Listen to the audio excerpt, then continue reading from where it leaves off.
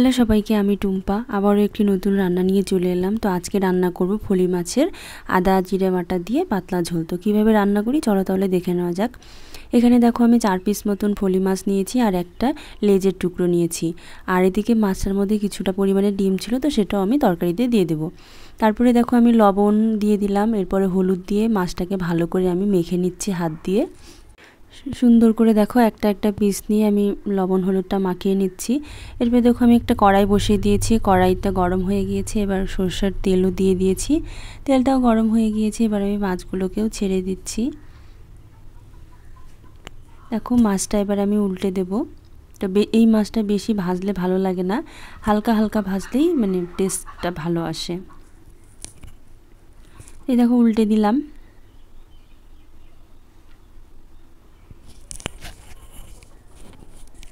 তো আমার মাছ ভাজা হয়ে গিয়েছে, এবার আমি মাছগুলোকে তুলে নেব। তারপরে দেখো আমি মাছে মশলা দেওয়ার জন্য দেখো আমি আদা আর লঙ্কাটাকে বেটে নিচ্ছি। এরপর ওই মাছ ভাজার তেলেই আমি কিছুটা তেল দিয়ে তারপরে জিরে ফোড়ন দিয়ে এখন আমি সবজিটাকেও দিয়ে দিচ্ছি। সবজি বলতে এখানে আছে বেগুন, আলু আর ঝিঙে। তো এটাকে আমি এখন ভালো করে তেলের সাথে মিশিয়ে নিচ্ছি।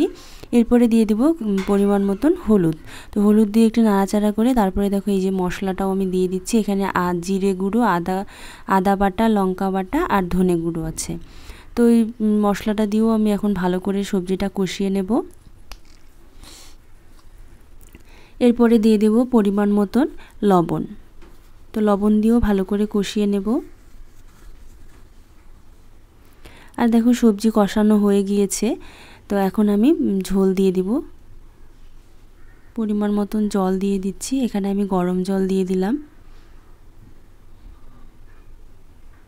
তোমরা তোমাদের পরিমাণ মতো বুঝে ঝোলটা দিবে।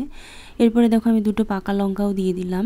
তারপরে ওই যে ডিমটা রেখেছিলাম সেই ডিমটাও আমি ঝোলের মধ্যে দিয়ে দিচ্ছি। ঝোলটা একটু ফুটে উঠলে দিলে মানে ডিমটা বেশ ভালো লাগে খেতে। এরপর আমি ভাজা মাছগুলোও দিয়ে দিচ্ছি,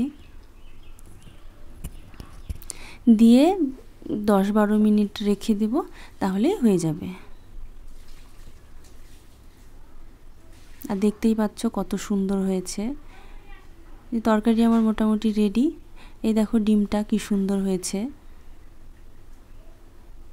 তো আজকের আমার এই রেসিপিটি তোমাদের কেমন লাগলো অবশ্যই কমেন্ট করে জানাবে। যদি ভালো লেগে থাকে তাহলে লাইক, শেয়ার এবং ফলো করে দিও। আর যারা আমার ইউটিউব চ্যানেল থেকে দেখছো তারা আমার চ্যানেলটি সাবস্ক্রাইব করে দিও। তো আজকের মতন এখানেই বিদায় নিচ্ছি, আবার দেখা হবে পরবর্তী কোনো রান্না নিয়ে। তো সবাই ভালো থেকো, সুস্থ থেকো, টাটা।